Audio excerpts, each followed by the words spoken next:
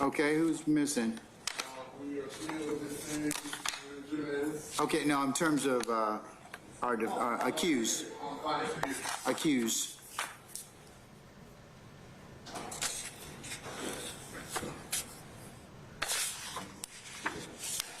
And Your Honor, I believe that there are searches being conducted outside the courtroom right now. All right, I'm going to finish taking roll, and then we can kind of see who's here. All right?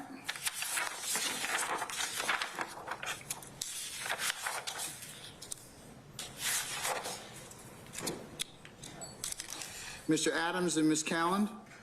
Good afternoon, Good afternoon, madam. Mr. Blaylock and Mr. Hill? Good afternoon.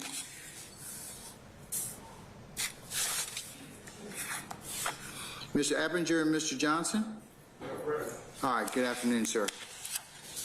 Mr. Ryan and Ms. D. Williams? Okay, all right.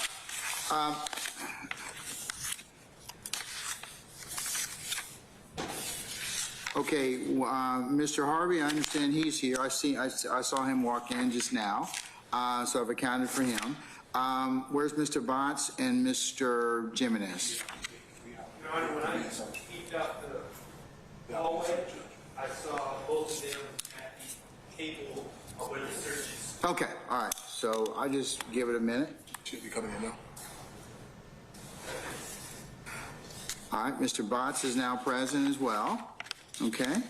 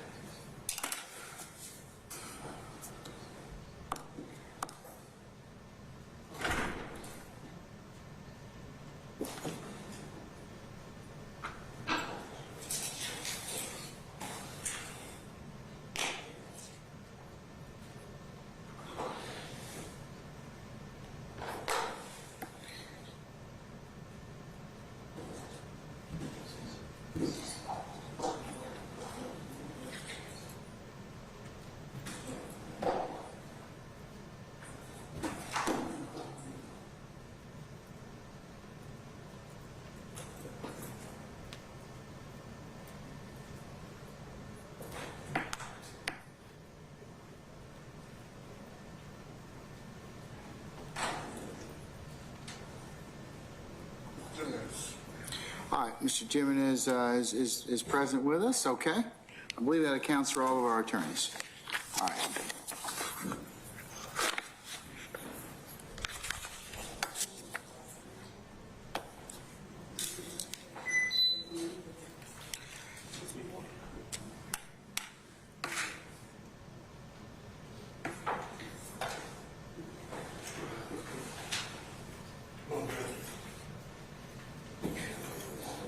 Mr. Steele and Ms. Love, can I see you for a second? Okay. Mr. Adams, you're welcome to join up if you'd like.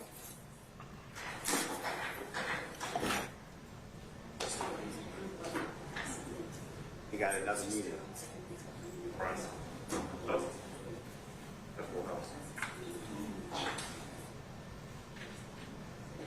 The sheriff said Judge needs to talk to you. We got it. We got preempted.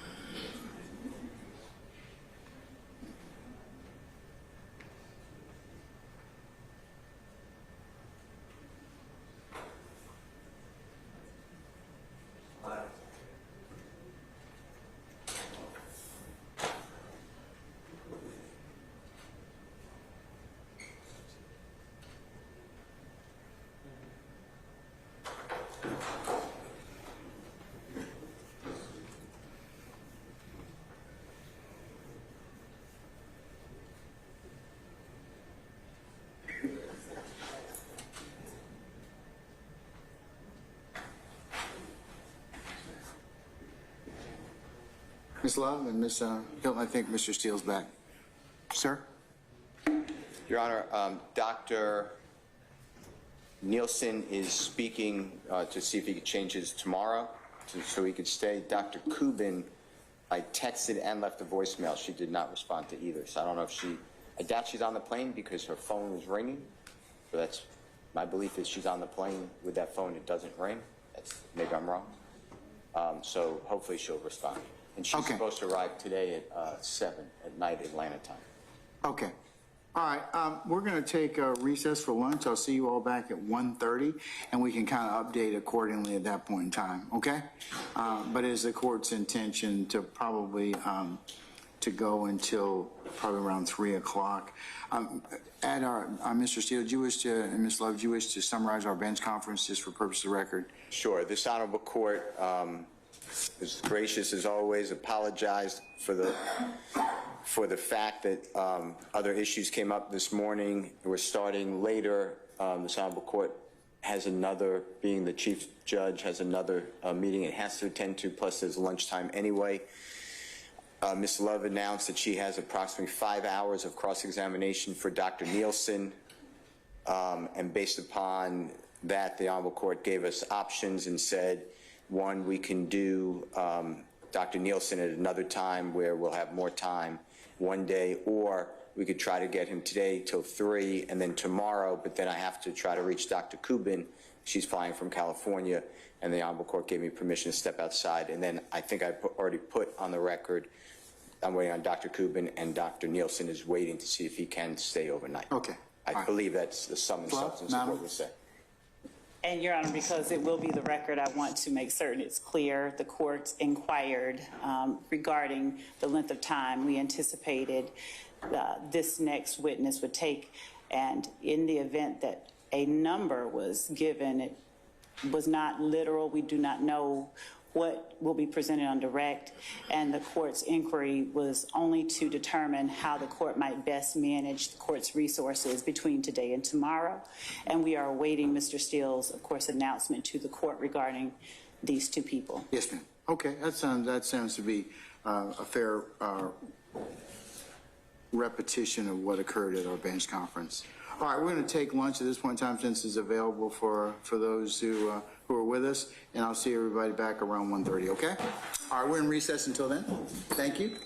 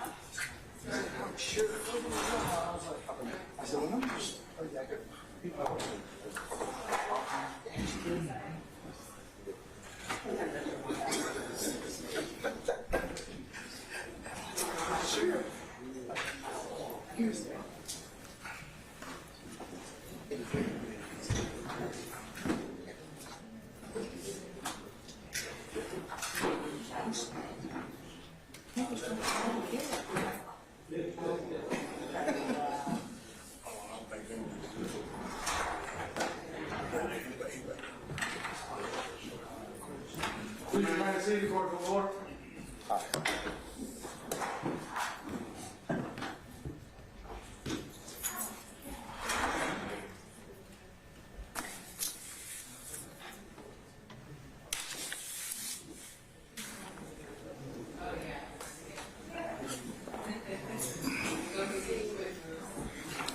Somebody just.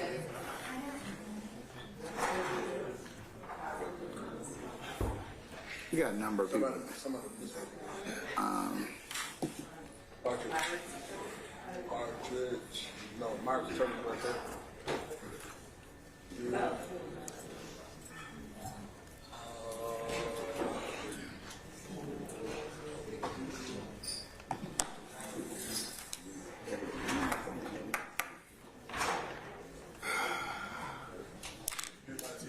Okay, all right.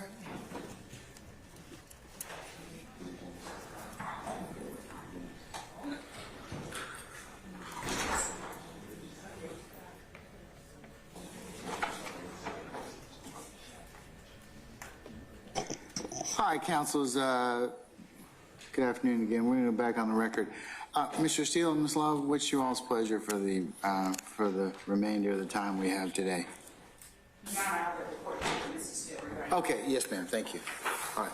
Your Honor, we would like some court to permit Dr. Nielsen to testify, and I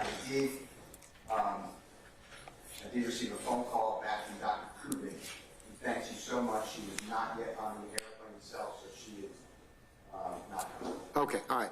So, Thank you, court, for allowing her the opportunity not to come and then not be I mean, everybody has resources, and certainly that would be the most respectful use of those resources. That's fine. So is it, we'll take as much as we can for today and then have Dr. Nielsen come back tomorrow? Yes, he changed his itinerary and his schedule, and he said he could be here tomorrow. Okay, that's great. Okay, so we'll go till around 3 or a little thereafter, and then we'll go ahead and complete. And we'll continue tomorrow morning as anticipated at 9 o'clock, okay? Yes, sir. All right, okay. All right, then if we are ready at this point in time, let's call Dr. Nielsen in then. Your Honor, we are waiting to report at 9 o'clock tomorrow. Yes, ma'am. We're going to get started at 9 o'clock, so if everybody could be here tomorrow for 8:30, right when we open up, I know, and so we could get started as close to 9 o'clock as we possibly can, okay? Thank you. All right. Can I go out again, Your Honor? You can, sir, yes.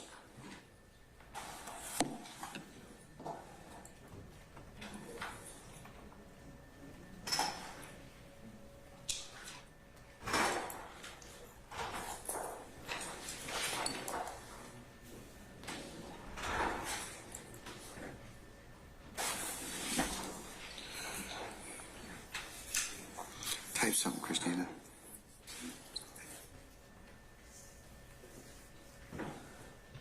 Thank you.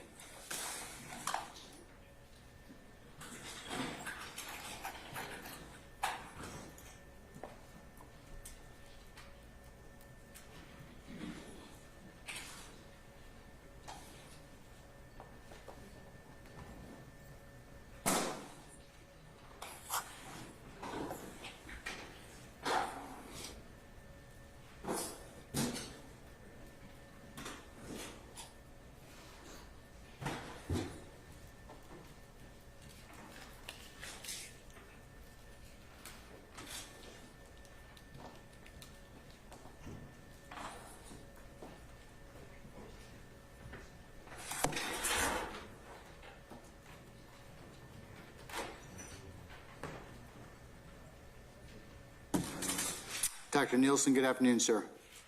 Come on up to the witness stand, sir, if you wouldn't mind. Once you get to the witness stand, if you'd be so kind as to turn and face Deputy Ingram before you sit down to be sworn as a witness. Okay. Thank you. Raise your right hand. You swear firm testimony you give the truth, the whole truth, and nothing but the truth. Yes. Have a seat. Okay. State and spell your name, of course, and take the Bible into the mouth. Okay. Dr. Nielsen, if you'd like, you may take off your mask if you feel comfortable enough to do so, sir. Yes, thank you. Okay, all right. My name is Eric Nielsen. That's ERIKNIELSON. Good afternoon, sir. Good afternoon.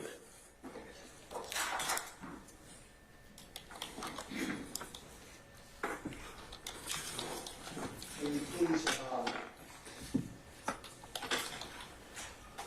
give me a courtesy and tell this honorable court, as well as all of the parties here and the other interested people, your educational background?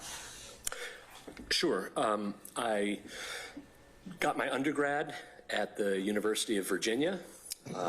I got my master's degree in English Renaissance literature from the University College London, and I got my PhD in African American literature from the University of Sheffield, which is also in the United Kingdom.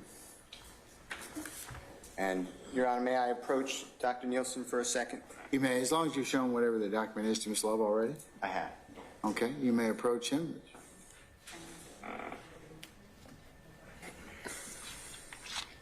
Dr. Nielsen, I want to show you what has been marked as defendant Mr. Williams, number 7. And take a peek at that and tell me whether you recognize that document. I do recognize it. And what is that document? This is my CV. And if you could just make sure, is that a complete and based upon your best testimony that that's an accurate CV as of today? Understand CVs change. Yes, the only thing I would flag is that I'm not sure which of my memberships are still active. It depends on when you pay your dues. So I can't perfectly attest that I have paid my dues on time for every one of these organizations. Other than that, is everything accurate? Yes. Your Honor? We have no objection to that. Mr. Adopt, the witness is present. CV? Correct. Okay, what exhibit? 7? Williams, number 7. Okay, and if there's no objection, then defendant 7 is admitted. Your Honor, may I approach for a You second? may, sir.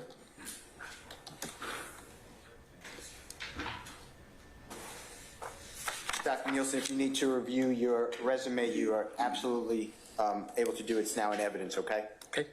All right, let's talk about if you have any teaching experience, and if you do, tell this honorable court the background of the same. Well, I've been teaching at the college level for, 20 years. I started at a community college, and then after I received my PhD, I moved to the University of Richmond, where I've been for approximately 11 years. And what type of position do you hold right now at your university? I am professor of liberal arts and chair of that same department. And I'm not saying people don't know, but for people who don't know, what does it mean to be chair of the department? It means you run it. Yeah. You're the highest figure in that. Correct. Okay. And what type of courses are you teaching and have you taught at the University of Richmond? I've taught a number of courses. Most of them focus on African American literature. I've also taught classes on rap music specifically, hip hop more generally. I've taught those either just by myself, or some of these classes I have also taught with a rap artist from Virginia who co-teaches with me. And who's that rap artist? Shaquan Lewis. He goes by the name Mad Skills. And Shaquan, just for the court report, is S-H-A-Q-U-A-N? Yes. And Lewis, typical spelling of L-E-W-I-S? Yes. All right. And Skills would be S-K-I-L-L-Z, is that fair? Yep. All right. So just walk us through what exact type of courses you are teaching and have taught. Well, the class that I just referenced that I teach with Mr. Lewis is we call the Voice of Hip Hop, and that is a class that really looks at the entire sort of hip hop movement, but focuses on rap music. I've also taught African American literature, and that's typically literature 19th century to present day. I've also taught classes related to hip hop and politics. And I do teach courses outside of those areas as well. I do teach writing courses. I teach a course that focuses on the short story, but overwhelmingly my teaching centers on African American literature and music. And how about the history and poetry of rap music? Yes, I've taught that class at least once. I've also taught a class called Rap on Trial. And tell us about that. It's a class that focuses on the use of rap lyrics as evidence in criminal cases. At the Northern Virginia Community College that you taught at, did you also teach in the same type of field? You're referring to now the type of courses. I did. There were other courses outside of the African American literature and music focus, but yes, I did teach those courses as well.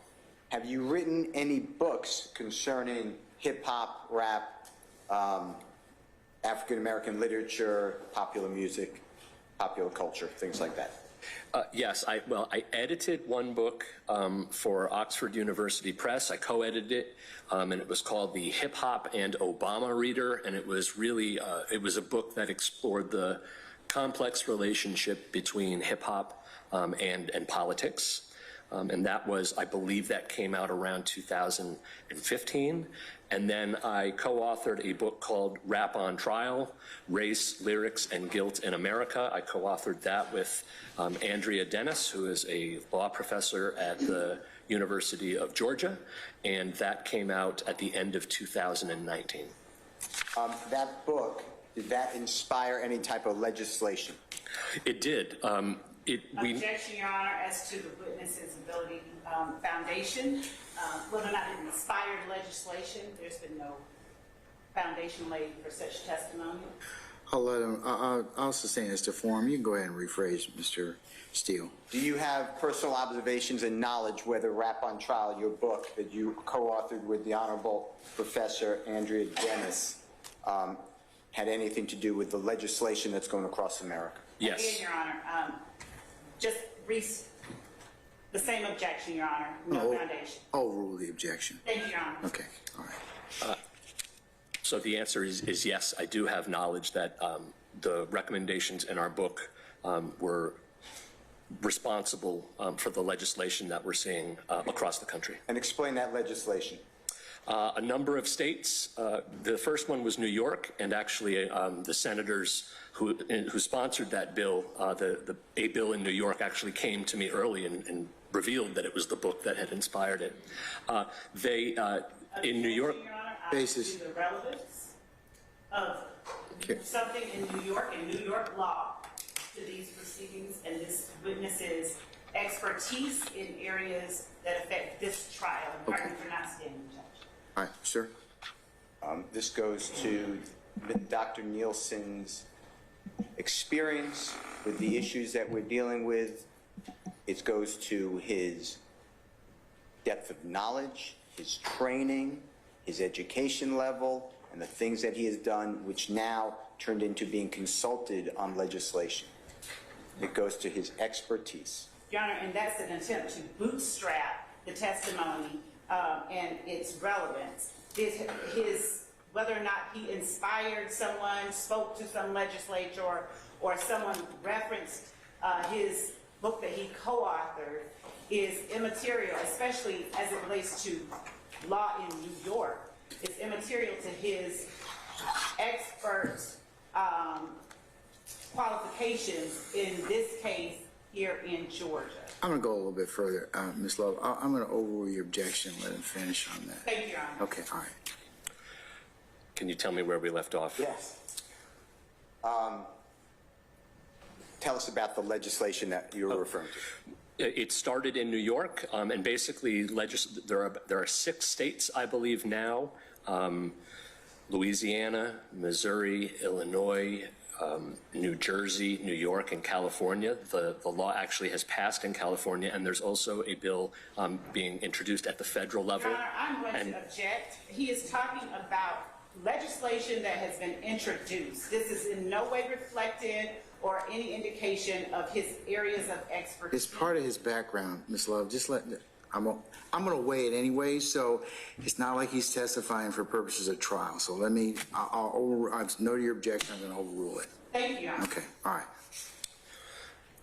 And those bills, although maybe slightly different, what they have in common is their goal is to limit the use of artistic expression as evidence in criminal proceedings.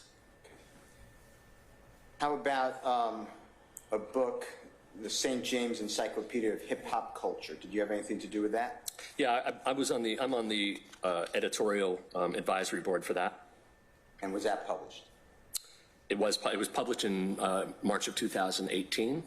Do you have any peer-reviewed articles or chapters in articles or publications dealing with African-American literature, music, and popular culture, particular focus on hip-hop? Yes, I have several. Can you educate the Honorable Court, please? Sure. They go back to 2009, and really these articles, all of the ones I'm referring to underwent the peer review process, double-blind peer review, I believe, for all of them, and they are. And the court knows, but just for parties, what is peer review? So peer review is it's a process by which you submit something to a journal, and then peers, if the process is done rigorously, peers you don't know who's reading it and who's reviewing. They review it for quality, accuracy, and then either ask you to make changes, reject it, accept it, and that's the process that we use in the academy. What's double blind mean? When I don't know who you are and you don't know who I am if you're reviewing my paper. Okay. Continue. I apologize for interrupting. Tell us about your peer-reviewed articles and papers and publications. Sure. So a number of them do focus on hip-hop and particularly rap music. But I've written, these articles have also spanned from the antebellum South through the Harlem Renaissance to the Black Arts period of the 1960s and 70s, and then obviously hip-hop at present day. So I've written about African-American literature, culture, music, covering more than a century. And tell us specifically about hip-hop. What peer-reviewed articles have you done in that? The first one was, it was called My President is Black, My Lambo is Blue, The Obamification of Rap, and that was in the Journal of Popular Music Studies. That has actually since been republished 10 years later. It was dubbed a classic article by the journal, and so it's come out again with some slight revisions. And which journal? That is also Journal of Popular Music Studies. Okay. I've wrote one called We Are Gone, Black Steel and the Technologies of Presence and Absence. That was also focused on the use of technology in rap music, and that was published in the journal called Popular Communication. I wrote Here Come the Cops, Policing the Resistance in Rap Music for a journal called the International Journal of Cultural Studies. I will say that one of these, Making Room for Dear Mama and Rap Lyrics, is a book chapter.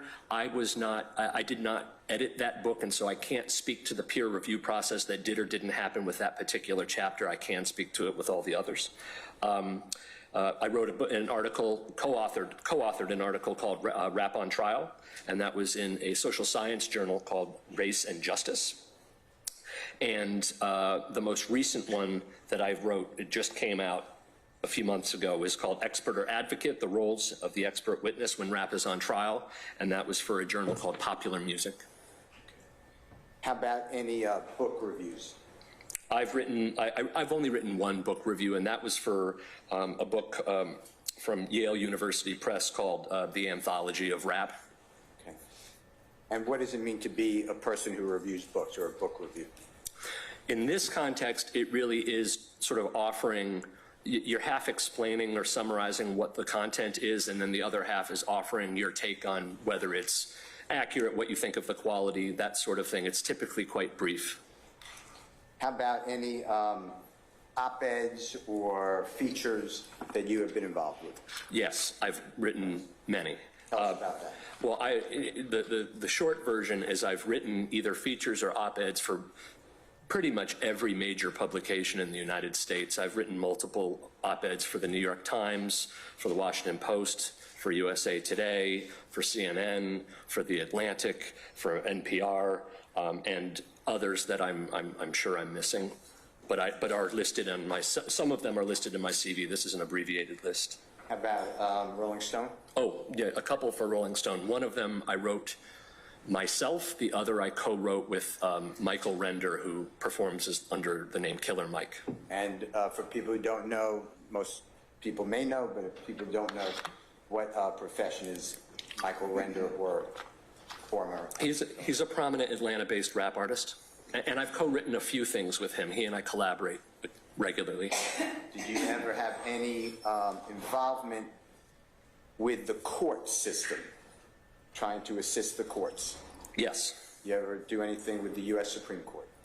Yes, I was the lead author on 3 different briefs, amicus briefs, that were related to rap music. These were cases that the court was either considering taking or had taken that involved rap music. The final 2, especially, we had support cosigns from a number of prominent artists.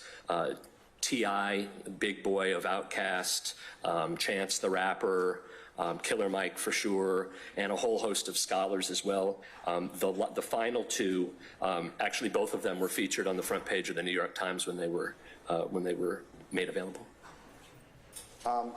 Anything else about features or op-eds that you did not educate the Honorable Court on your background to qualify you, hopefully, as an expert in African-American literature, music, popular culture, particular focus on hip-hop? Other than perhaps omitting other outlets I've submitted for, no. How about, have you ever been invited to talk or give conferences or speak at conferences? Yes. On this topic? Tell us about that. And that's where perhaps my CV is slightly out of date, because I do give these talks quite regularly, and I've given maybe 1 or 2 that are not on here, actually one of them at Georgia State. But yes, I routinely lecture to academic audiences, but as well as lay audiences, to attorneys, I've gang experts in one case. So I regularly speak to a wide range of audiences. And what's the topic? Tell the court what you're discussing. It depends. Lately, over the last several years, it has certainly focused on the relationship between hip-hop and the law and law enforcement. That includes the use of rap lyrics as evidence, but it also includes the sort of broader relationship between hip-hop and the law. In the past, I have also lectured on the relationship between hip-hop and politics, and that was connected with the first book I mentioned that I edited, the Hip Hop and Obama Reader. So I lectured. Most of these lectures center on hip-hop in some form or fashion. We mentioned at least one amicus brief that you helped author to the United States Supreme Court. Have you done other amicus briefs to the highest court? I've done 3 of them, yes. Have you ever served as an expert witness or a consultant on cases, actual cases in the court system concerning rap lyrics as evidence? Yes. Have you ever provided testimony? What I'm saying, that I'm passing Dalberts, not just this, but where you have been qualified as an expert in court and you gave testimony. I'm just going to ask that Mr. Steele specify specifically, unless he is talking about a particular area of expertise, him being qualified as an expert is irrelevant. I mean, there are many different areas, so we just ask that he clarify. Okay, maybe your objection is a little premature. Let me see if he'll fill that out a little bit, okay? Thank you, Your Honor. Okay, no problem. All right, go ahead. And Your Honor, if you don't mind, just for, and I've put this in writing on February 8th of 2023, and it's the obvious topics, but I even made it more explanatory in my notice of expert testimony. We are going to ask eventually that the Honorable Court qualify Dr. Nielsen as an expert in African American literature, music, and popular culture with a particular focus on hip-hop. And then I narrowed down, it's in Division 2 of the expert notice, Your Honor, that again I filed on February 2023, concerned Dr. Nielsen, and I wrote A as in Elisa through I as in ice cream, the specifics of what that means, because I thought it would be kind of general just to say African-American literature, music, and popular culture with the emphasis on hip-hop. So I gave the exact specifications that I was going to discuss. Go ahead and do those right now, please. Okay. You said you had how many? 9 topics. Okay, all right. It's the history of hip-hop and a relationship to gang violence. B is the artistic traditions that preceded hip-hop. Example, slave spirituals, blues, jazz, urban fiction. The industry expectations is third for upcoming rap artists. The demand for gangster rap. 4 is the hip-hop as a global multi-billion-dollar industry, a legitimate pathway to success for young men and women in urban communities. 5 is the artistic conventions of rap music, particularly lyrical and poetic. 6 is the prejudicial nature of rap music. 7 is the history of policing and prosecution of rap music or hip-hop. 8 is the rap as only fictional form, musical or otherwise, targeted in courts. And then the last one is consider analogous forms of entertainment. I will go through each of them, but to answer, I know you didn't require me to do it, but to answer Ms. Luck's question, that's what we are here about with Dr. Nielsen. And Your Honor, while I appreciate Mr. Steele's recitation, my objection had to do specifically with what this witness, what area this witness has been qualified as an expert in, and I will wait for the witness's response as the court has instructed. Okay.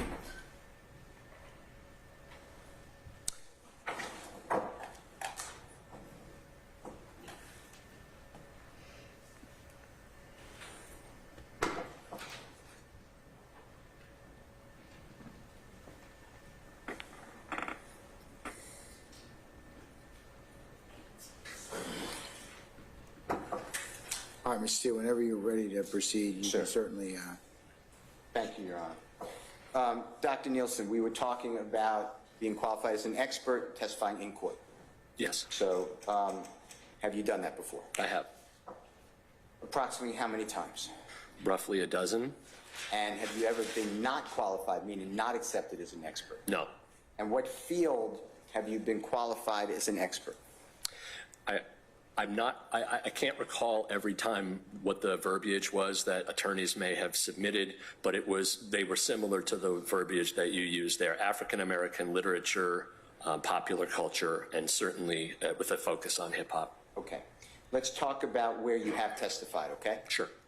Tell us about where you have testified and what your testimony included. I don't mean the case. Yeah. The court can read the case, or the DAs can read your testimony.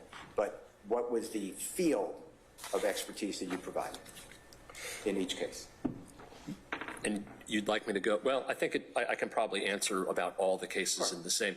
Really, it was to provide the exact context that you just read in, I think it was letters A through I, which was to educate the court and a jury about what you mentioned, the antecedents to hip-hop culture, the connection between early hip-hop and gangs, the various industry pressures that hip-hop artists faced in the past and face today, a real emphasis on the poetic conventions and the particular traditions that we see with hip-hop, and then, of course, to explain in some cases, in some of the trials, not all, to explain to the jury why that rap music is targeted as an art form in criminal proceedings in a way that other fictional forms are not.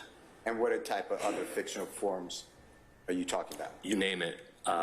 There are no others. Country music, we could say, films, none of the gangster novels, crime novels, horror films. There are no other fictional forms, musical or otherwise, that are used like this in a criminal setting.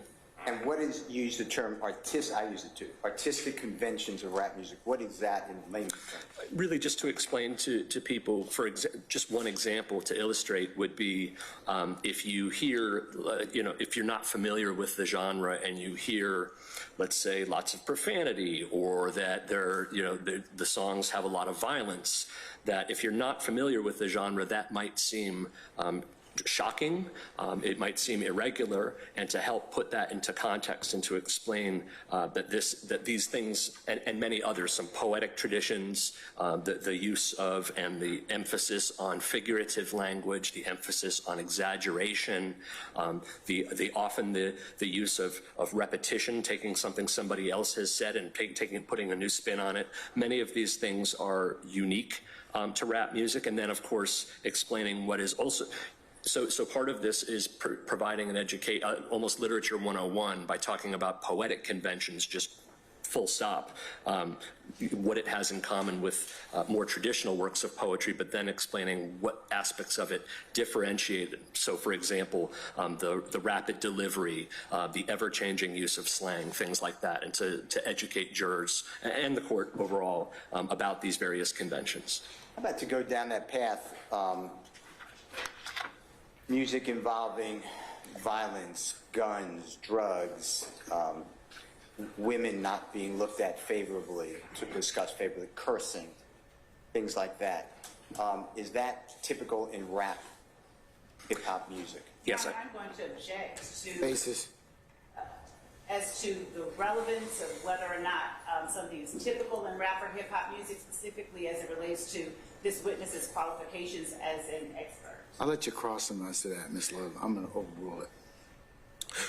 Well, I would want to note that all of those things, the misogyny, violence, celebration of illicit activity, that really characterizes American popular culture and really global popular culture. But I would say that, yes, what you see in some rap music, some subgenres of rap music, you do find those things, and they are conventions. You would be expected to include some of those elements. And what subset of rap music are you referring to?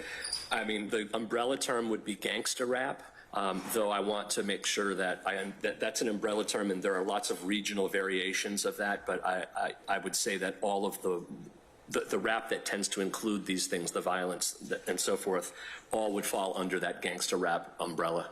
And on the fields that I have already identified for this honorable court and previously put in writing that you're calling A through I, because that's how I did it, under the field that I'm trying to qualify you and ask the Honorable Judge Glanville qualify you as an expert, tell us where you have testified. What courts have accepted you as an expert in these fields?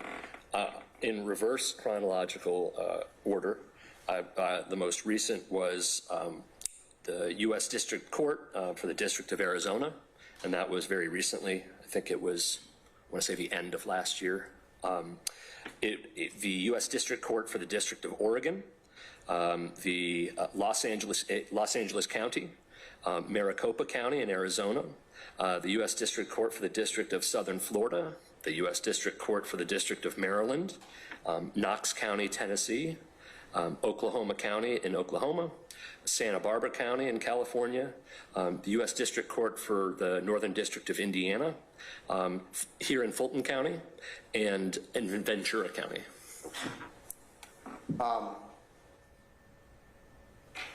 Do you have any professional memberships, and if yes, tell us about those.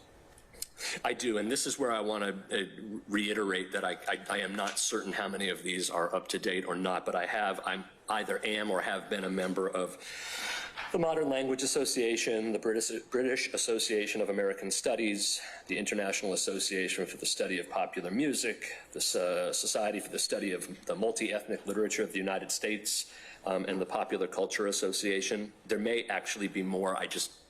I'm not actively engaged with those. How about any faculty service? Yes, I serve in a number of capacities. I serve on university committees, the university's Faculty Credentials Committee, our University Academic Program Committee. I was a member of our branding and steering committee for the university. I was on the committee that hired the dean of our particular school, and I am a member of both our academic council, which sort of governs academic changes and things like that, and a member of our council of program chairs. So that's exclusively for those of us who are chairs of our departments. Have you ever been recognized and received any type of awards? I have. I think most notable for me was that in 2020 we won the Hugh Hefner Foundation Award for our book, their First Amendment Award. I have received the highest award that our university offers for teaching, and I've also received the highest award our university offers for scholarship. Our book was also a finalist for the Library of Virginia, and I was a finalist for our State Council of Higher Education, its Outstanding Faculty Award. You mentioned a case that you were qualified and testified in United States of America versus Mr. Rakestraw, R-A-K-E-S-T-R-A-W, and Mr. Williams, Yes. W-I-L-L-I-M-S. And that you identified as in the United States District Court for the District of Arizona. Do you remember that? Yes.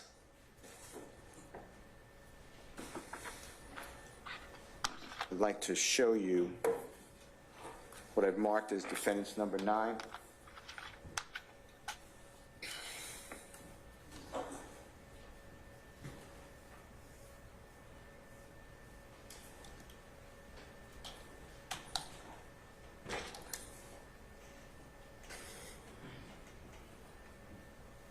May I approach your honor? You may, sir. Dr. Nielsen, do me a favor, just take a peek at defendant's number 9. Tell me if you recognize that document.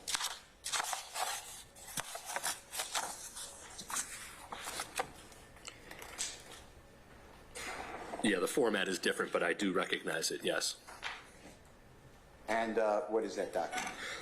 This was, when I testified in the District of Arizona, I testified before a magistrate judge who was trying to determine whether or not he would allow rap music and rap-related evidence as evidence, whether he would allow it or preclude it. And so I was there to testify about that. And this is his ruling, or his opinion, report and recommendation that came out a few months after I did that. And it's 101 pages, and the decision, his recommendation was to completely and entirely exclude all rap-related evidence. This witness is testifying about a magistrate judge's ruling. There's no relevance to, again, his qualifications as an expert. This is an attempt to sway the court with testimony regarding matters that are not pertinent to what we're here for with this witness. All right, Mr. Steele, you care to respond, sir? Thank you, sir. Your Honor, it's a case, that's a reported case. I have copies for everyone. I was just being courteous. And it specifically mentions Dr. Nielsen's testimony in that case, his expertise in that case in the field. So I assume that it goes to his qualifications because it's another judge and has to be a published opinion. I'm sorry, what was the last thing you said? It's another It's a judge? published opinion, and it goes to his qualifications and what another judge has found him to be qualified. Okay, all right. Mr. Love, I'm going to over your objection. It'll go to my weight in terms of the factors I have to use for my gatekeeping, okay? Your Honor, may I approach this? Yes. Your Honor, and my objection dealt specifically with the witness testifying about the conclusion or opinion of the magistrate judge. I'm going to ignore that. I'm going to ignore that anyways, Okay. because it really doesn't have anything to do with him in this case. Right. But in terms of his testimony about the opinion or whatever, this particular judge's opinion. It's not mine. Thank you, Judge. And that was where I was going next. I believe Mr. Steele approached and gave copies of the opinion to the court, and I would object to this other judge's opinion being entered as an item of evidence in this here. Well, again, it's for my consideration to determine as a gatekeeping function, but I'll give it whatever. Like I said, I'm going to make my own independent decision based upon what the gatekeeping factors are. So I'll weigh it accordingly. Thank you, Your Honor. Okay. All right. Dr. Nielsen, if you look to page 6 of 63 on the copy that I've given this honorable court and the parties, and Mr. Williams, number 9, on the right-hand side of the page, in bold number 1, is that same Professor Eric Nielsen you? It is. And you're the same person who testified in that case? I am. Okay. And were you qualified as an expert in the same topics that in the same field, excuse me, or topics, that I am trying to, and asking this honorable court eventually to qualify you as an expert in?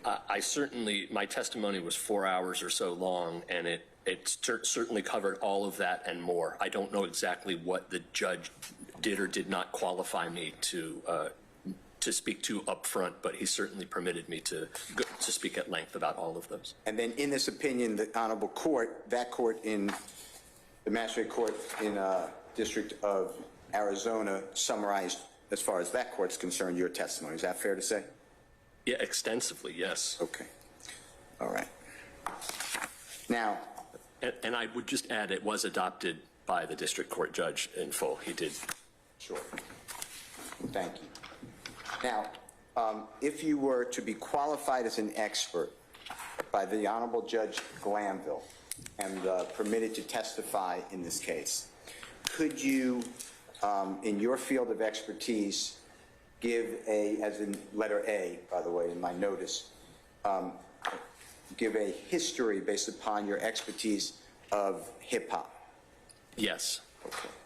And can you relate that to Mr. Williams, in this case, is charged with gang activity? Can you relate, not Mr. Williams' life, but can you relate generally the history of hip-hop to gang violence? Absolutely. All right.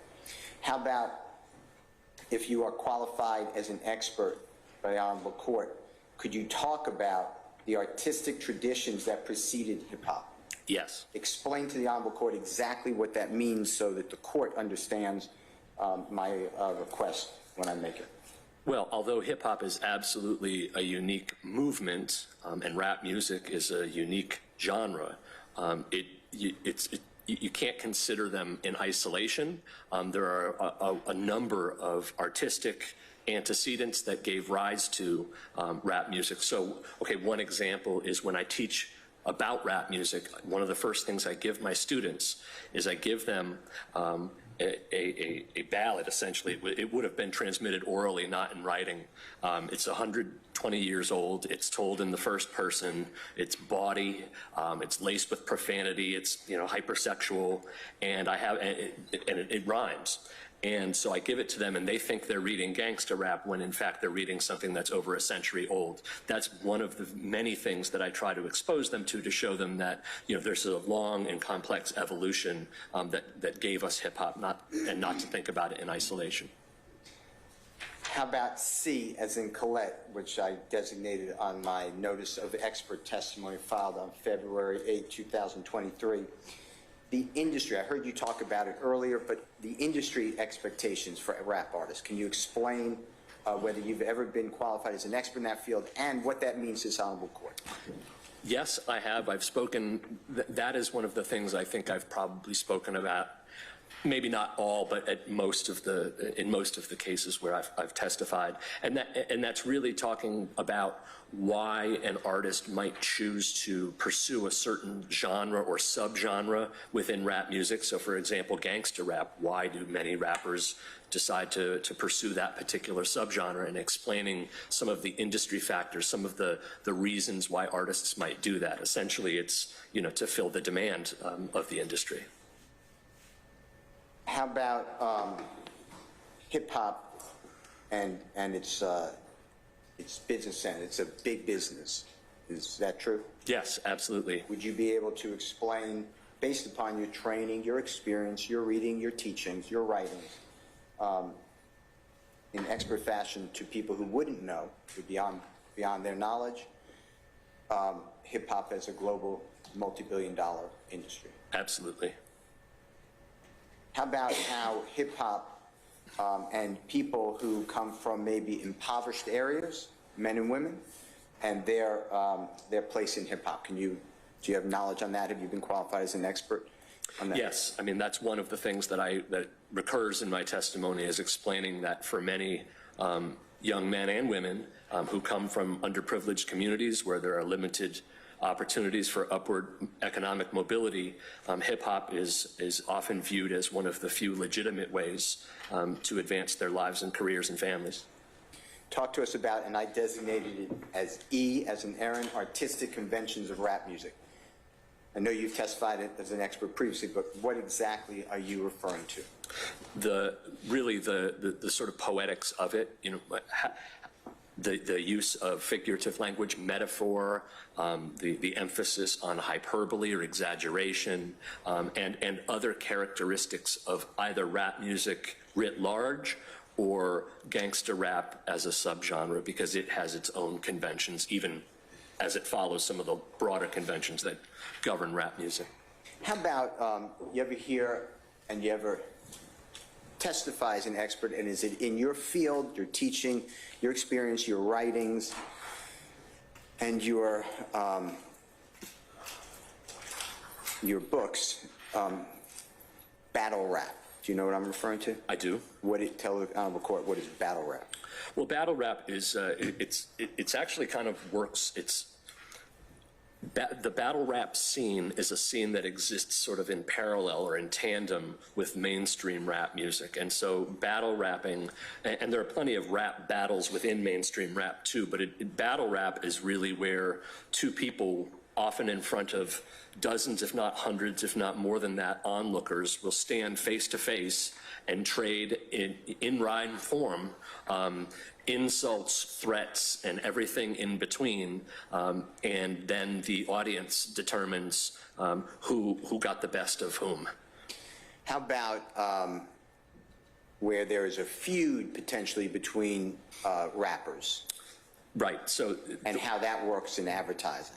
Okay, yes, so what I just mentioned was the battle rap scene, but rap beefs, or what we call diss tracks, you know, songs that are disrespectful to another artist, are extremely common. They've been around about as long as rap music has been. Every well-known rapper at some point that I can think of anyway has engaged in this, and often multiple times. And these feuds are often not what they appear to be. They are often marketing ploys. So you act as if you dislike this person, or you want to say something disrespectful, that person does it back. People think, oh wow, there's a fight happening here, and then all of a sudden you just generated attention for yourself. It's a well-known marketing tool. It's used for promotion? So, yeah, absolutely. How about what I designated as F as in Fox, the prejudicial nature of rap music? Yes, I've spoken about that, and that's a topic of almost an entire chapter of our book. And Your Honor, with respect to this, that question and the prejudicial nature of rap music, I would ask that the court require clarification, unless the court just wants me to handle it on cross, because that's a very broad characterization. Prejudicial as to what? Steele, you want to? No, Your Honor. These are all meritless to me objections, and Ms. Love can cross. Okay, all right. I'll take it under advisement, okay? G as in Goldfeder, the history of policing and prosecution rap music. Have you discussed that? You said before, your expert opinion? I have, and I've written about it at length. And tell us what that means. Well, so my overarching research that sort of encompasses all the things I've published and that I speak about looks at the relationship between African-American creative expression and the law. And again, that beginning with the antebellum South all the way up until today. And so one of the things that I have focused on in particular is the often antagonistic relationship between law enforcement and rap music in particular. The evidence is sort of overwhelming that exists, and so that is something that I often do talk about and have certainly testified about.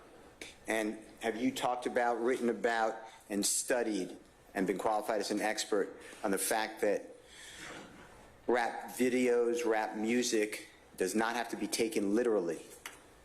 Oh, yes, of course. I mean, that's the whole basis of your Correct. entire being. Is that true? Of my entire Being. well, I mean, I'm a husband, father, you know, a couple other things too, but yes, that is absolutely at the heart of the argument, is that we are not to be taking something artistic literally like this. So in rap music or videos, when there is display of, let's say, AK-47s or drugs or really inappropriate ways to look at women, or gangs or flags or tattoos with gang symbols, is that part and parcel of the culture of hip-hop/rap? Those things certainly can be, yes. I mean, I don't want to say that every rap song and every rap artist engages in all of that, but it is very, very common. Okay. On H, as in happy, on my notice, rap, I designated rap as only a fictional form, musical, or otherwise targeted in the courts. Can you explain that, please? Yes, and by targeted, I really mean introducing it as evidence of somebody's either mindset or confessional, really taking it literally. And yes, not only does my research show that, but recently, in concert with a reporter for the New York Times, we started looking more closely at the data, and she, along with some other, I think they call themselves data journalists, essentially a team of people did their own deep dive and went back to 1950, and they found 4 cases between then and now where fictional forms that were not rap music were used as evidence like this, whereas in about half the time we've located about 700 for rap music.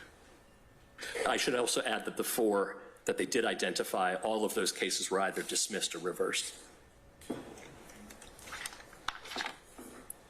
I alerted this honorable court and the parties in I that there are analogous forms of entertainment. Rap is entertainment. Is that your Yes. expert? And it would be for a jury to determine, not you and not the prosecutors and not the gang experts, what is the truth of this case, but what are the other forms of entertainment that you consider analogous?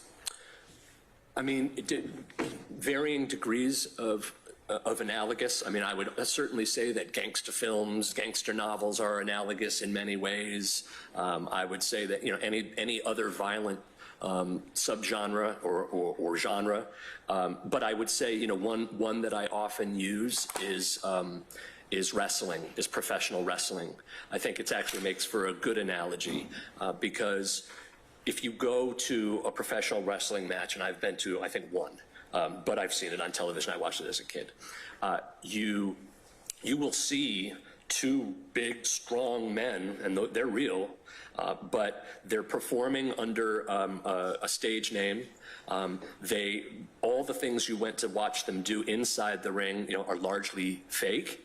And even when they step outside of the ring, they maintain these feuds and battles. I think there's even a term for it called kayfabe, which is that you don't break character. So it's, I think, analogous in a lot of ways because it is a performance. It's a performance of violence. It's a performance of violence under a made-up character or name. And you know, I don't think anyone knows what Hulk Hogan's name is, real name, or at least until he found himself in court and we all found out. But I don't think people generally know, and I think I think it's useful for somebody not familiar with the genre to start to draw connections like that. They're similar in those ways.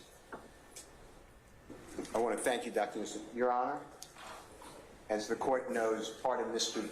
Williams, and I don't want to speak for someone else if I'm wrong, but I believe this is true for others as well, defense is to explain to the petit jury the unique cultural intricacies and attributes and professional peculiarities of hip-hop rap culture, its participants, artists, videos, and its music. Your Honor, I'm going to object if... I don't think he's finished yet, so.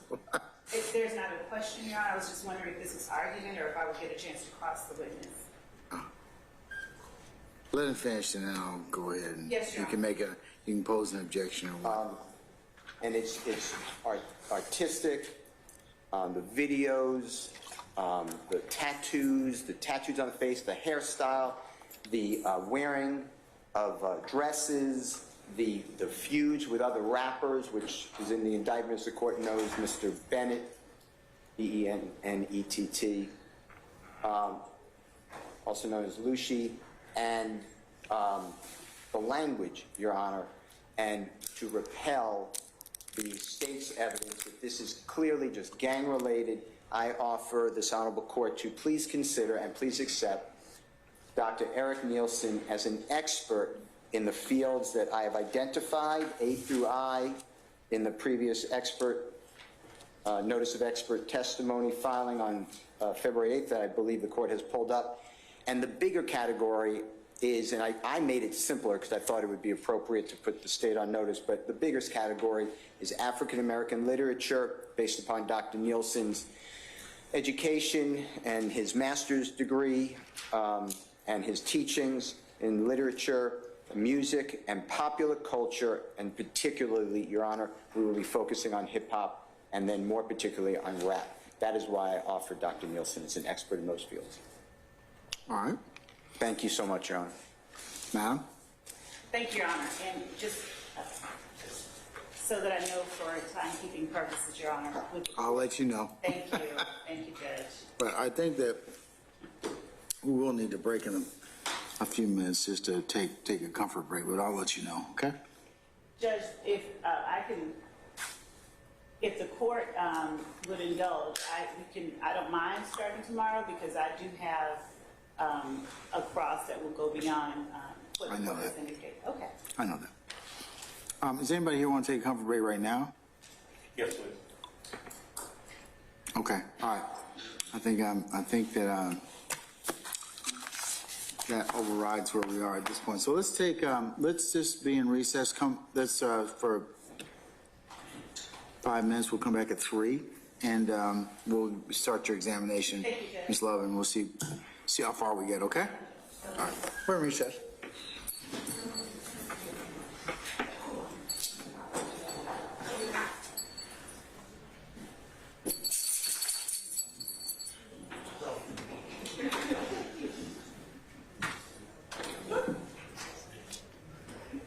You need the bathroom? I can't talk to you about it. No. Right. Okay.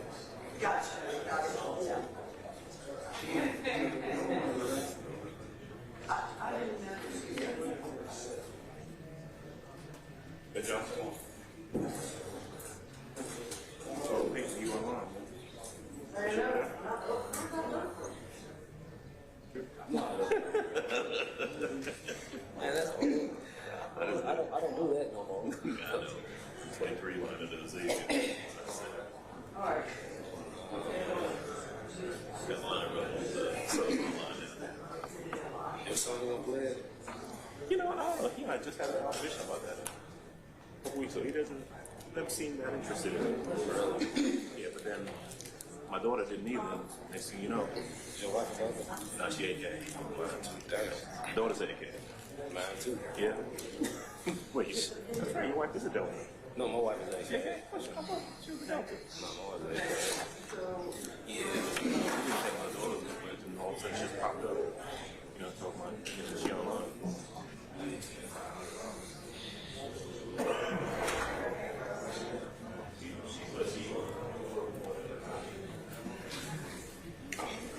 Thank you very much.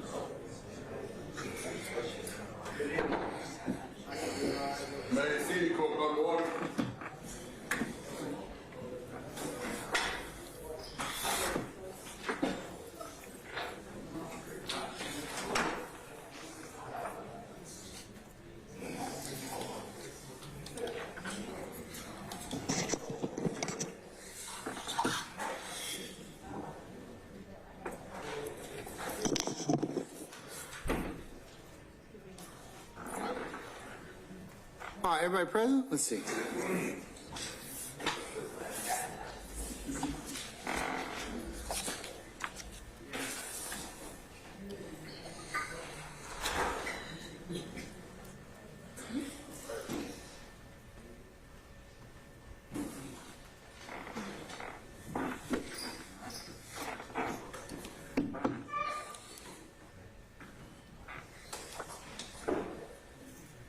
All right, Deputy Talton, everybody present, sir? Okay, all right, lawyers, let's see, everybody, all right? All right, Ms. Love, go ahead, madam. Thank you, Judge. Okay. And good afternoon, Dr. Nielsen. How are you? I'm all right. Good My afternoon. My name is Adrienne Love, and I'm a prosecutor for the Fulton County District Attorney's Office. Sir, you testified on direct examination that you intended to proffer to the court and to the jury, if allowed, testimony regarding the history of hip-hop and its relationship to gang violence. Did I get that correct? Yes, if asked questions along those lines, yes. I'm sorry, repeat what you said? If I'm asked that, I mean, my goal here is to just answer the questions I'm asked. So yes, if I'm asked about that, I do feel comfortable talking about that. Fair enough. And you said that you feel comfortable talking about it. Do you consider yourself an expert in that area? Yes, in that I would not qualify myself or characterize myself as a gang expert, but it would be impossible to consider yourself a hip-hop expert without understanding the relationship between hip-hop and gang culture. Understood. And so to be clear, when I hear you say that you do consider yourself an expert in the area, you said, and do you mean in the area of the history of hip-hop and its relationship to gang violence? Or gang culture, gang life.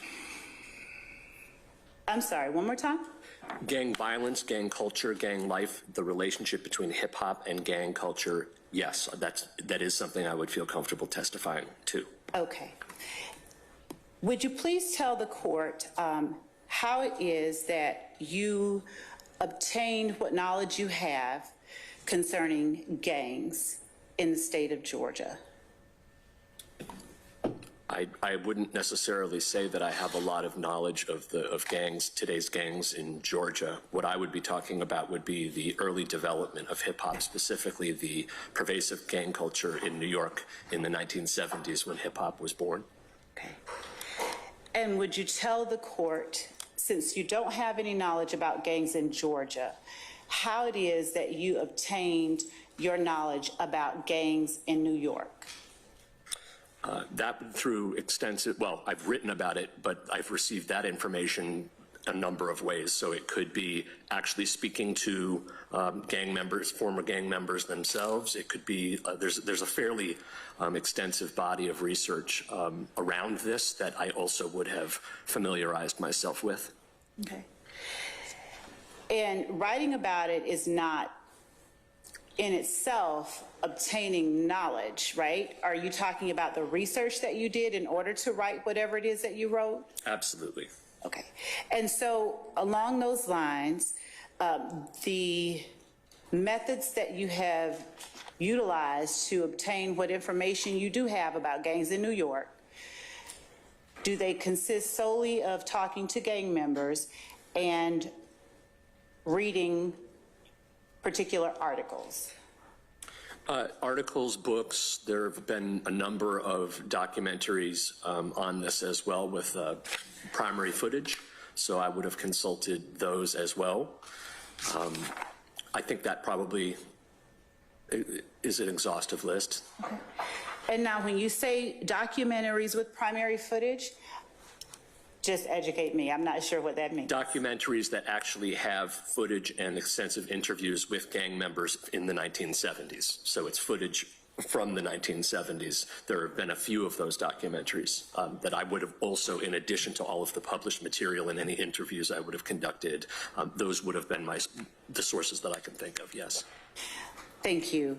And I do not mean in any way to be offensive, but you do not consider yourself Black, right? I do not. And you do not correlate, or you do not consider the same Black culture and gang culture, right? No, of course not. And actually the gangs in New York were also Latino as well. I mean, just to make that clear. Okay. Now, what is it that you consider a gang, since you said that you consider yourself an expert in the relationship of hip hop to gang violence? Please inform the court and apprise me of what it is that you're talking about when you say gang. Well, if I'm talking about it in the 70s or now, I mean, I know that the various states and the federal government, you know, at least the states have different definitions, but usually it's 2 or more people with identifiable, similar identifiable garb, maybe in using signs. I'm not a gang expert. What I would be talking about in the 1970s New York would be self-identified gang members. They were everywhere. So you had gangs that would occupy, like the Black Spades, for example, would occupy large swaths of territory. You had much smaller gangs that would occupy smaller territories, but they all, territory would be probably the primary way, and then their defense of it, and as well as their own self-proclaimed gang status. So in your mind, someone who has held themselves out to be a gang member, right, in conversations with you or elsewhere, and their defense of a particular territory are how you would define a gang member? I don't think I'd be able to offer you a definition of gang. I think what I would be able to offer you is, I mean, a definition of gang today, because I just tried and I stumbled because I don't actually know what the Georgia statute says. But what I can say is that it's kind of obvious.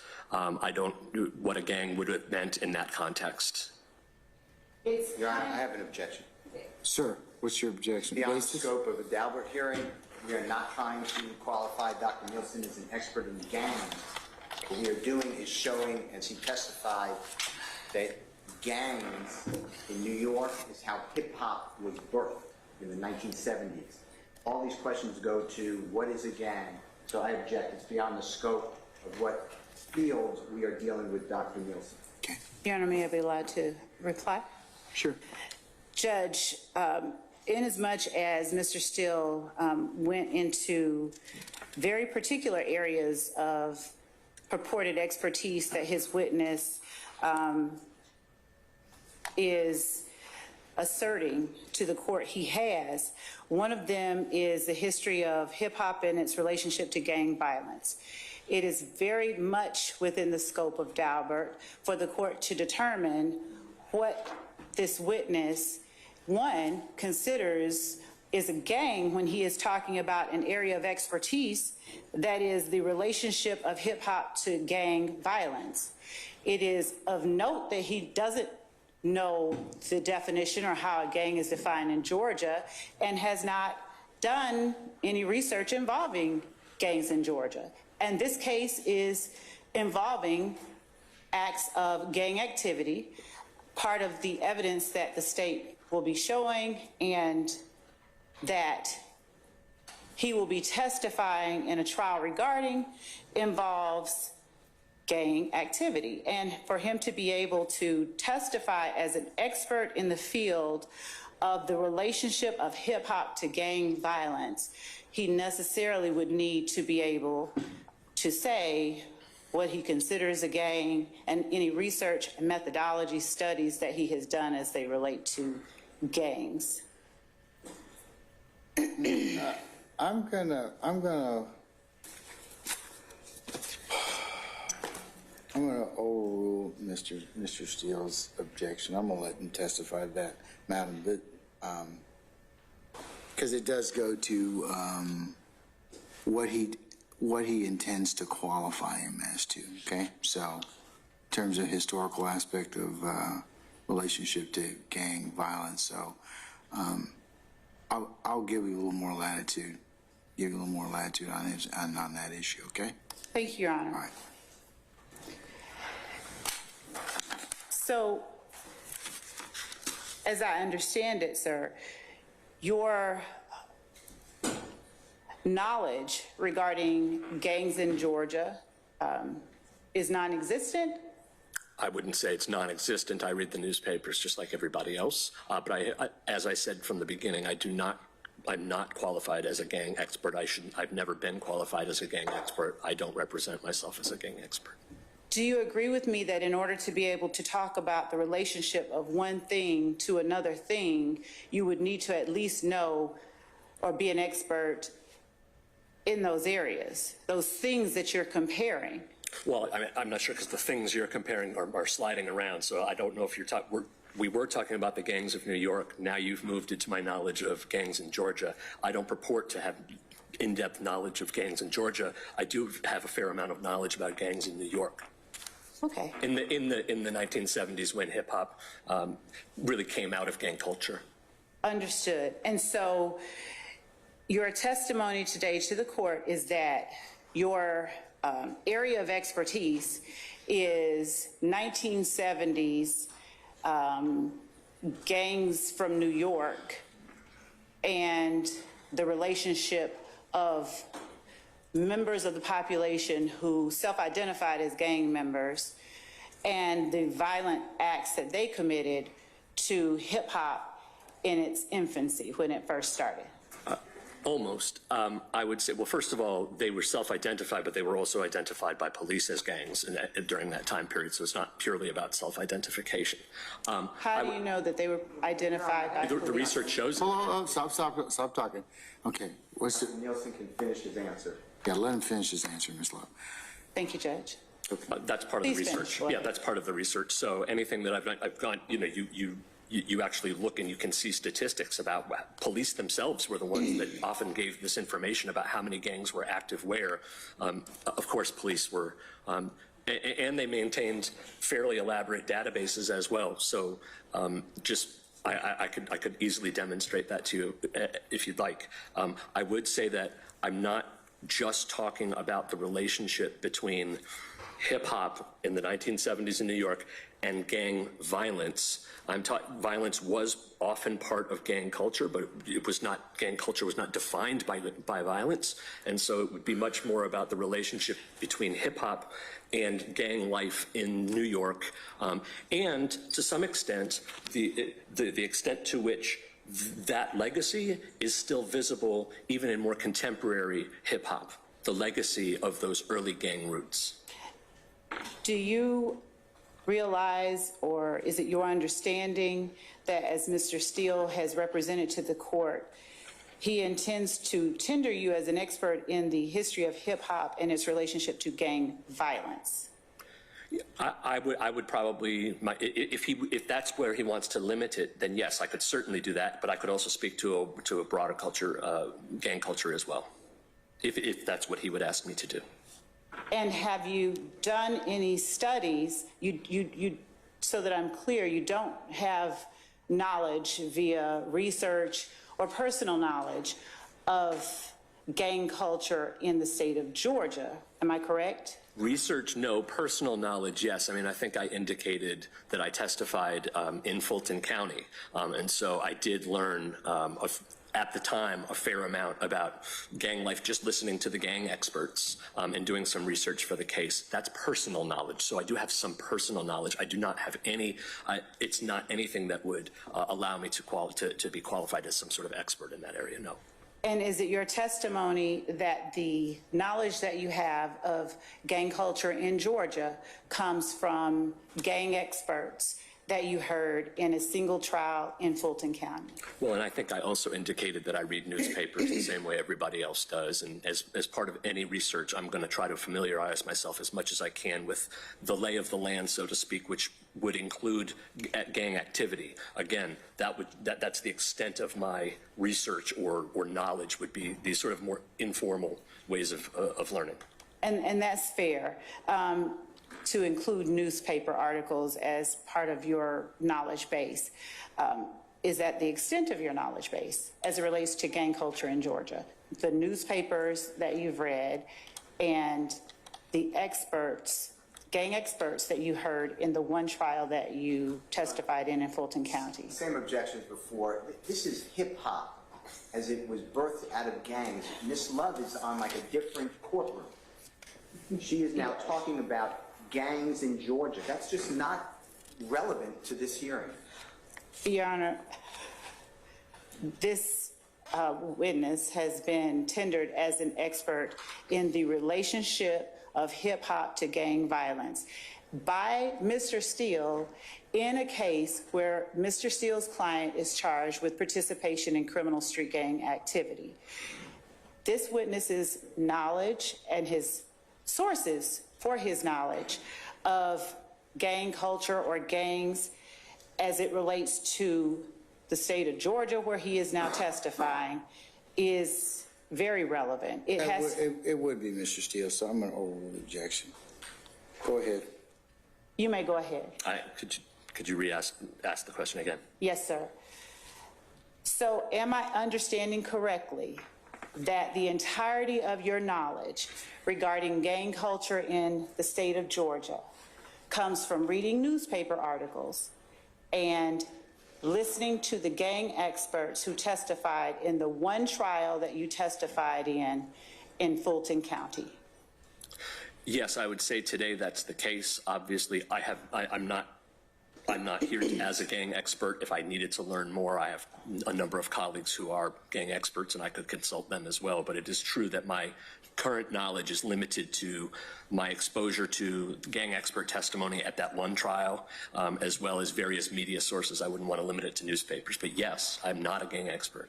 So if you have a limited knowledge or awareness of gang culture in the state of Georgia, would you please just tell me how an expertise in the area of the relationship of hip-hop to gang violence is relevant in this case when you have such a limited knowledge? I understand. I don't think that I would be in a position to extend my testimony or my analysis to the present day, to gangs in Georgia. 100% I agree with you. What I think I would be trying to offer would be an explanation of how hip-hop evolved, because you can't understand hip-hop without understanding the gang culture from which it emerged. And I could speak to that. I could speak to the various things that we still seek that are sort of legacies or sort of vestiges of that gang culture that you could see in hip-hop, even in present day. And that might extend to Georgia artists, hip-hop artists, but I would not feel comfortable talking about gangs in Georgia generally. I'm agreeing with you. Okay, so you would not consider yourself an expert in the field of the relationship of hip-hop to gang violence in any way relevant to the goings-on or the matters involved in this Fulton County, Georgia indictment? I'm not sure. I'm not sure what the answer to that is. Well, I am sure what the answer. Your Honor, I would ask that Mr. Steele not testify. Hold on, folks. Hold on. Everybody just take a knee just a second. Ms. Love, I think that Mr. Nielsen could testify about, if he's qualified, about just the historical development of gang culture and violence.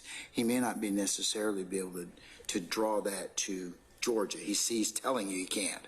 But that particular portion, if relevant, would be, he's certainly qualified, or he believes he's qualified to give some testimony that, now whether or not it meets my gatekeeper function, I haven't resolved that yet, but I think that you could kind of move on to something else. Yes, Your Honor, and thank you, Judge. And I thank the court for pointing that out, because that was exactly the lines that I was going along to give information or testimony with respect to the court's gatekeeping functions and the relevance of his intended or proffered area of expertise.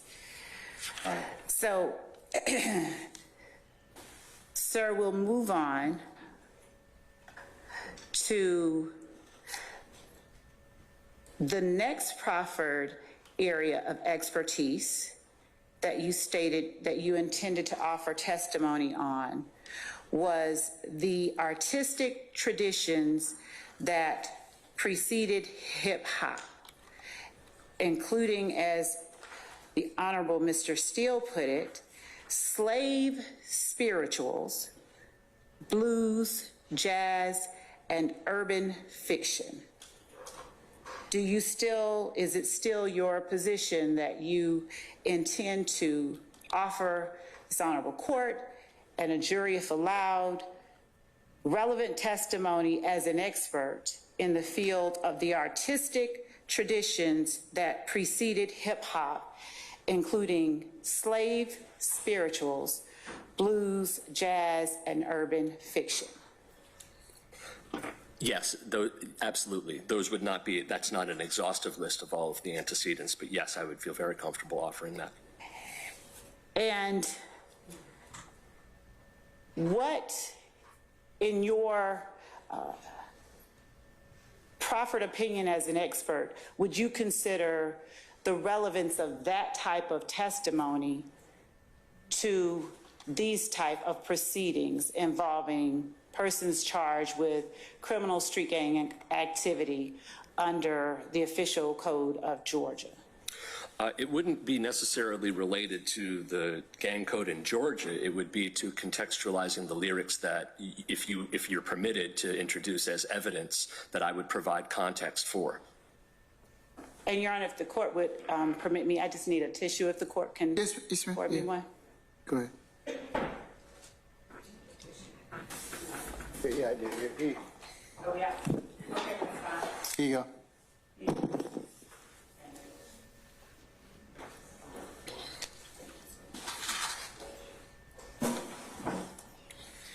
And sir, my apologies to you. Would you please restate your answer? You said what as it relates to the relevance of these proceedings? I see. I was the relationship between all of those artistic antecedents that you listed and perhaps others would be there to contextualize the art. In other words, if lyrics are actually admitted at trial, for example, the lyrics that are listed in the indictment, I would want to be able to provide context to, if asked, I would feel comfortable providing context to a jury as to why the lyrics are the way they are and how there is a really long history to help explain that. So maybe one example would be, just to illustrate, it might be, because I think many people find it hard to imagine, what is the connection between the slave spirituals and gangster rap? It sounds crazy. But actually, there are all kinds of similarities, and this is borne out by numerous scholars. But for example, many of the songs, the slave spirituals, were coded, right? And that performed a practical function, right? Because if someone were listening, they could communicate in ways that would not have been otherwise permissible. And what you see, and so language becomes coded and slippery, and that is precisely one of the things that you notice in rap music. That's one of the hallmarks of it, is that interpreting language, that language has evolved, and in many sort of black artistic forms, language has become multivalent. It has multiple meanings. Those meanings shift over time, and we can see that. It's not just true of rap music. We can see it for centuries. And so is it your testimony that the relationship between spiritual saying by enslaved persons to modern day hip hop, just overall in general, is relevant to these proceedings because it would allow you to explain to a jury what particular defendants charged in this case really meant or intended when they stated specific words? No, I mean, I couldn't speak to somebody's intent. I can't get inside anybody's head any better than anybody else. It would be much more about the listener. So I would be, if I were speaking to a jury, I would be saying, you hear these words, I want you to understand, if I can, or I want to help you understand how this language and how these rhetorical strategies evolved. I think it's it's illustrative. I think it's helpful because many people just don't understand hip hop at all. Maybe don't like it for sure and don't understand it. And so it's really to provide a base level for additional testimony. So you would intend to tell the jury how they should interpret the lyrics that they hear? I would tell them how the language has worked and how the art forms have evolved over time so that they could make an informed interpretation for themselves. And how many, if any at all, of the people charged in this indictment have you interviewed specifically about any lyrics in this indictment for you to be able to speak to that as an expert? Hold on.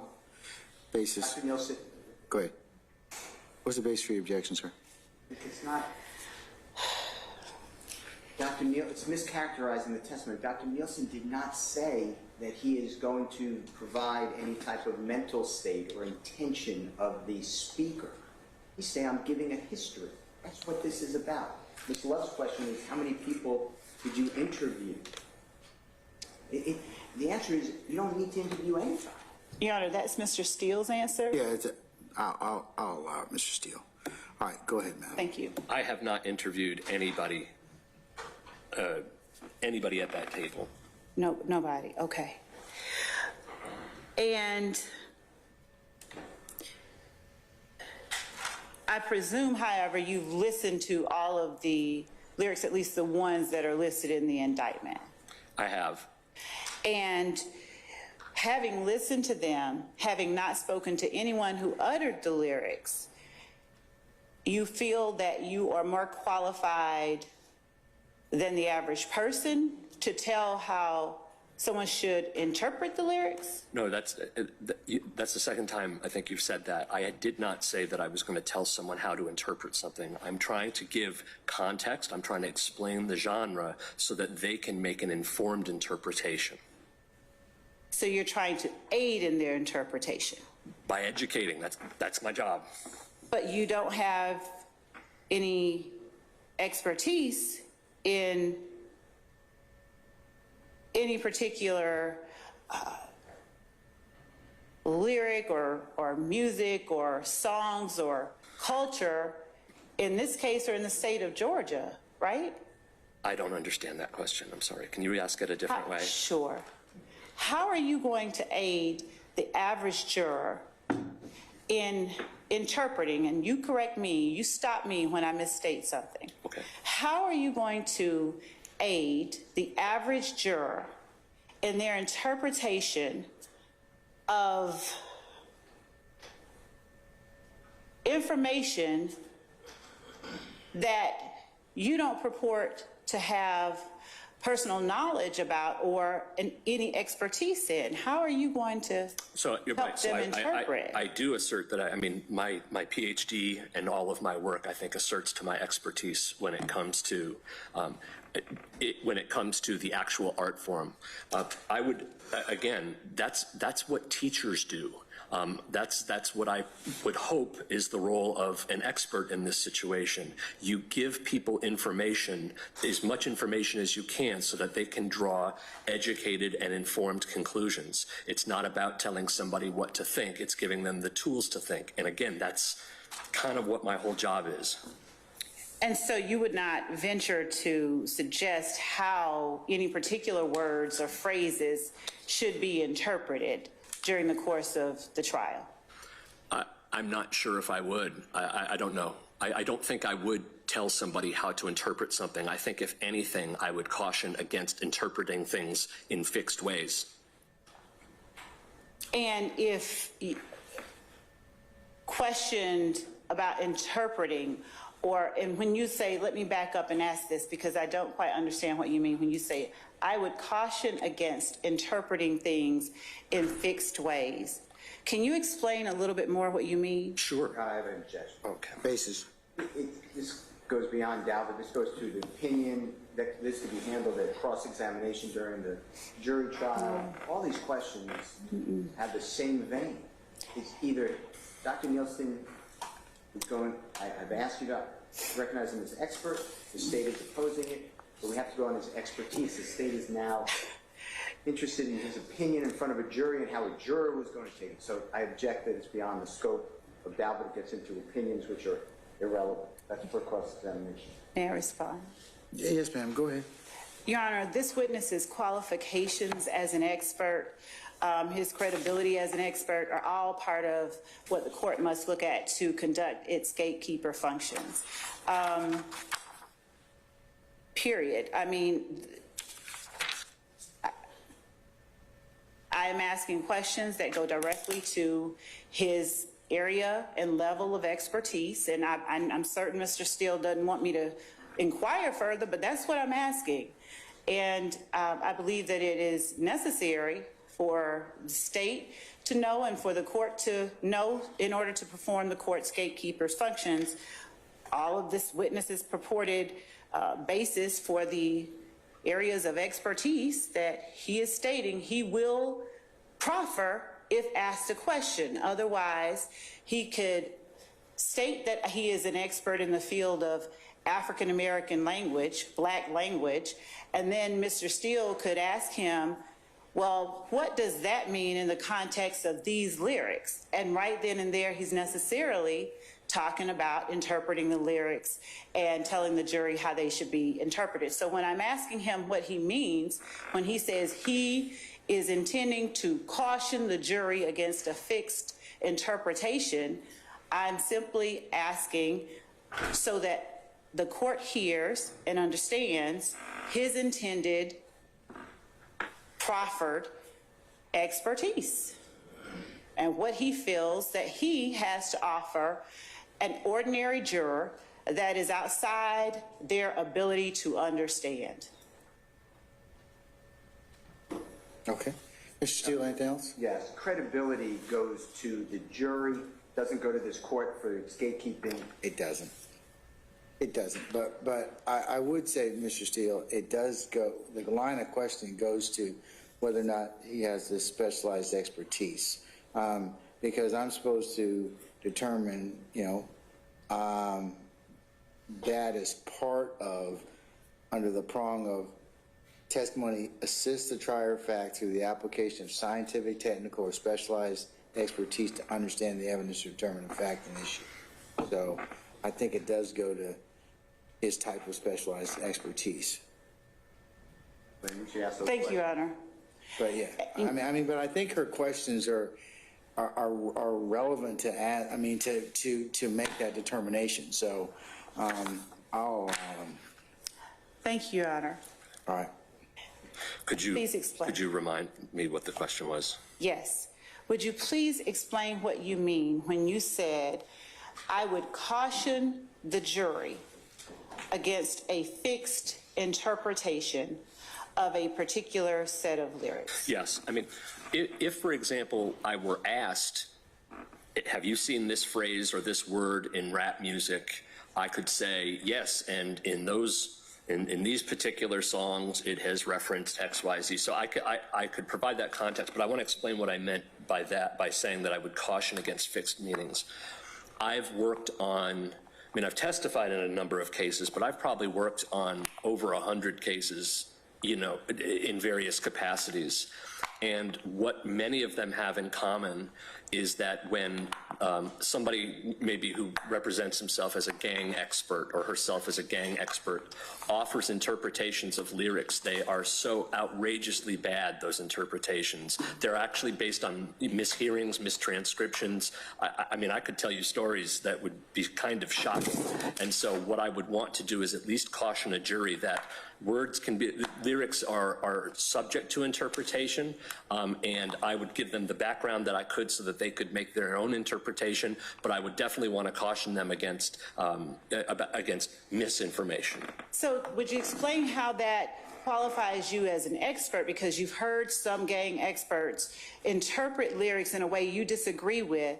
How does that qualify you as an expert to tell the jury how they should or should not interpret a particular passage purportedly spoken by any one of these persons on trial? I think this is the third time I am not saying I would tell a jury what to think or what not to think. I would provide information, and one piece of that information would be, and I said this on direct, rap lyrics are intentionally slippery. They are difficult to pin down. And so I would always, in any context, caution against rushing to some sort of interpretation when the very genre itself would frustrate that type of interpretation. That's a far cry from telling someone, think this, don't think that. I wouldn't do that. And I'm trying to make that as clear as I can as you ask these questions. I appreciate that. And I'm not being facetious when I say that I am Black. And would it matter to you, as the expert that you are extending yourself to be, if I said to you, I don't hold the same educational background as this witness, but when I listen to certain songs, it's apparent to me that they're kind of slippery. Would it matter to you that this is something anyone just simply listening to rap music would be able to figure out on their own? Unfortunately, no. And that's kind of the entire point of my book and a lot of my research is that's just not how it works. Lyrics are highly inflammatory, prejudicial, and subject to misinterpretation and mischaracterization. It's almost, I would say it's almost insulting to the art form to suggest that anybody with a limited knowledge or experience with rap music, would just naturally understand all of these things. It's much more complex than that, and it's really, it's reverence to the genre to acknowledge that it is as sophisticated and complex as it is. So the short answer is no. So would it be your intention to just tell the jury that rap is complicated? I don't even understand. Well, you just said. Excuse me. Do you have an objection, sir? Tell me the basis. Way beyond Dalbert, asking what he's going to tell the jury. We are here on qualification. Yeah, I'll sustain that objection, Ms. Love. Thank you, Judge. Okay.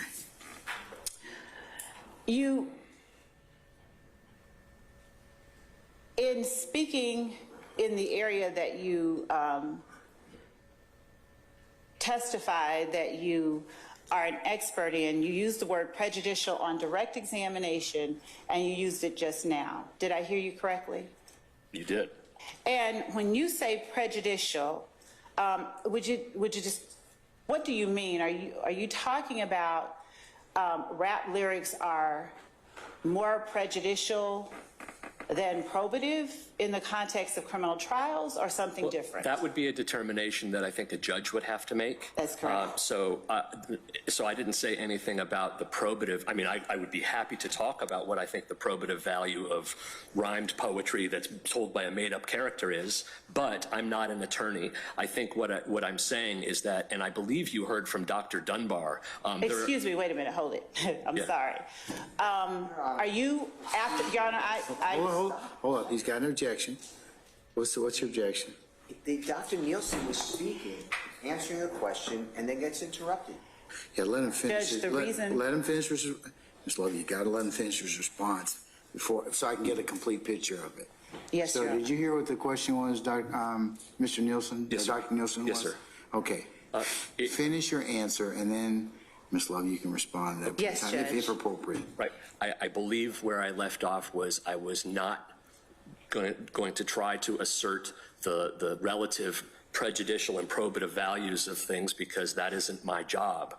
But I believe you heard from Dr. Dunbar, there are numerous studies, and that's not all of what he had testified to. I imagine it doesn't even cover all of it, but the studies have shown it to be inflammatory, have shown it to be prejudicial, and prejudicial in my mind means it could lead somebody to arrive at a conclusion that's not logical, but based on their prejudices, their stereotypes, or their emotions.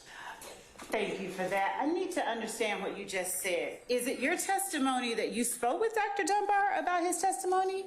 No, So how do you know what he testified about? I know why I assume I know why he was called.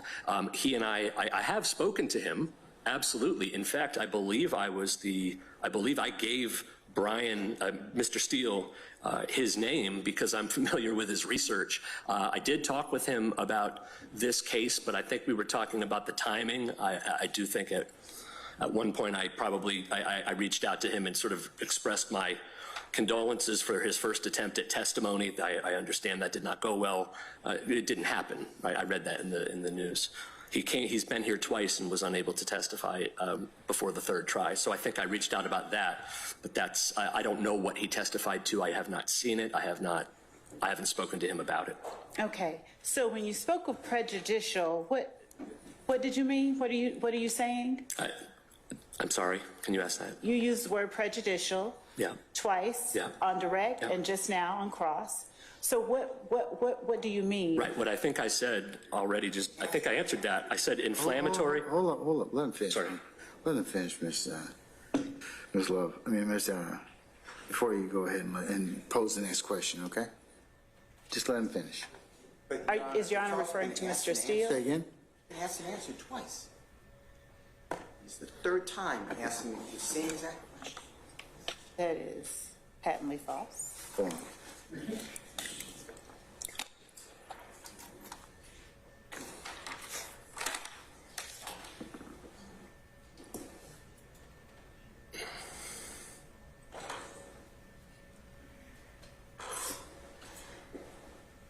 The last question that was asked is you used the word prejudicial twice on direct and just now on cross. What do you mean? If you look above, I assume you have real time. I do. It's going to be the same exact question. And there's an answer.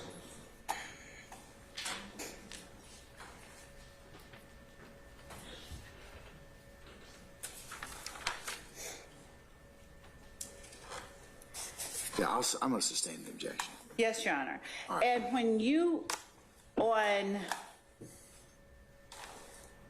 direct examination,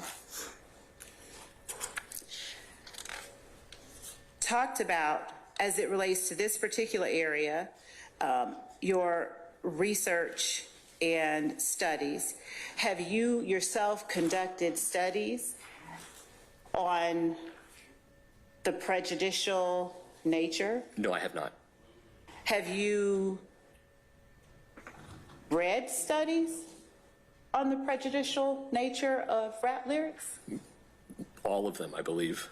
How many have you read? I would have to go look. A dozen. However many exist, I've read them.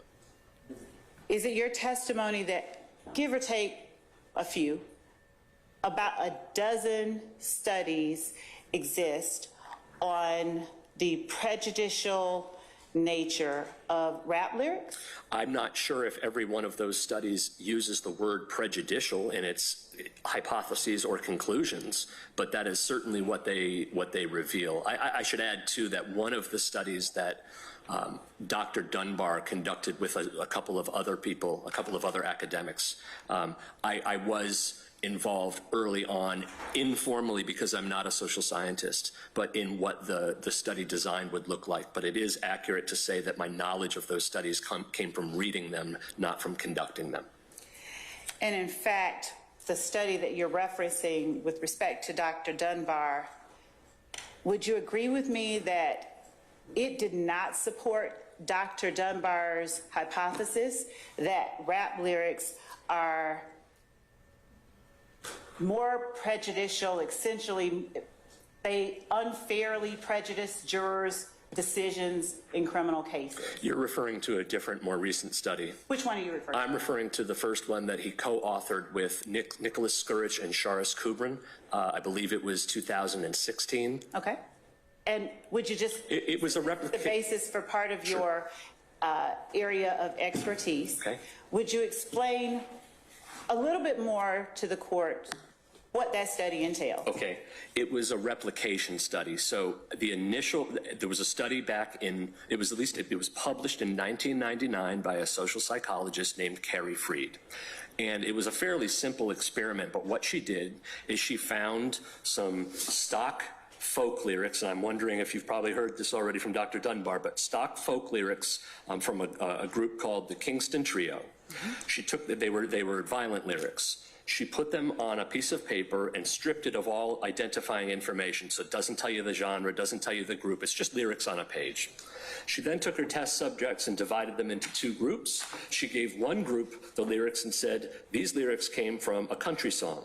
Told the other group these exact same lyrics came from a rap song. And then she measured their responses, and what she found was that the group that believed that these lyrics had come from a country song found them far more significantly more threatening and in need of regulation than the same lyrics that were presented as country.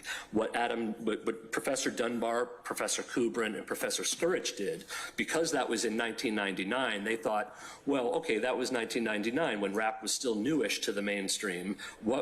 Surely things are different almost 20 years later, and so they replicated that study. And what they found in that study was that the results were the same. People still found it to be considerably more threatening and in need of regulation if it was characterized as rap music. They had an additional finding, and that goes to one of your earlier questions, that people were significantly more likely to read the lyrics as literal if the lyrics were represented as rap music versus country. Okay, Ms. Love, it might be appropriate for us to put a pin in this right now. Yes, Your Honor. As I've kind of reached the point in the day I told you all. Yes, Your Honor. Let's go ahead and recess for the day and come back tomorrow morning. Councils, as I mentioned earlier, we will commence tomorrow morning the 27th. We'll continue with Dr. Nielsen's testimony for 9 o'clock. So I need you all in place as soon as you can enter the courthouse at 8:30, and we'll go ahead and I will see you all for an anticipated 9 o'clock start time. Okay?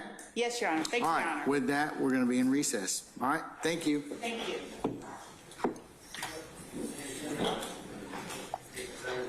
Your Honor, what should I do with these? Okay. Yeah. My court reporter will keep them. Thank you.